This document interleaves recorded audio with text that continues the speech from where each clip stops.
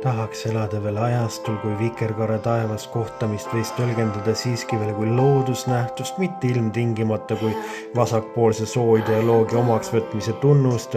Aegadel võis teha veel lihtsa komplimendi ilma, et võiks karta koheselt seksuaalkurjategija süüdistuse kaela saamist, ja aegadel, mil väikese ja armsa elektriauto nägemine võiski lihtsalt tähendada väikest ja armsat elektriautot, mitte järjekordset elektriideoloogia juurutamist kaasaja ühiskonda. Tere tulemast taas kord kaasale oma naistluksel proovisõidu saatele. Uus katse seda ideoloogiat juurutada saabub Nissan Micraga. Tegemist pole vana ja Nissan Micraga, anda elanud läbi täieliku metamorfoosi, anda vahetanud oma väiksed armsad 1-liitrised mootorid ja väikse armsa baashinna kobakate elektriakude ja veel kobakama baashinna vastu.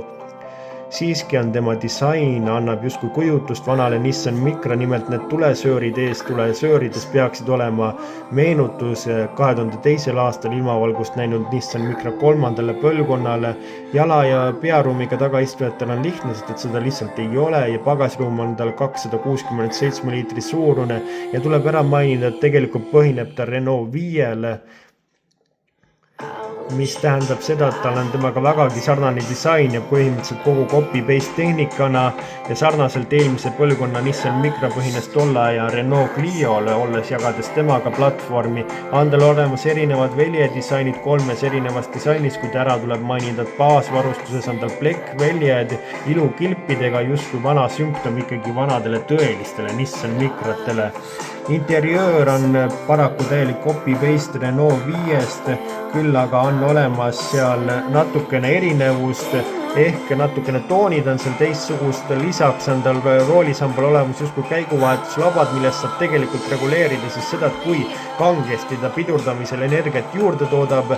Õhksoojuspump on tal olemas ja 1 pedaali süsteem on tal olemas erinevalt Renault 5-le, millel 1 pedaali süsteemi ei ole ja millel sa pead ikkagi piduripedaali välja võtma, lõhkuma, et sa ole suuteline sõitma 1 pedaaliga.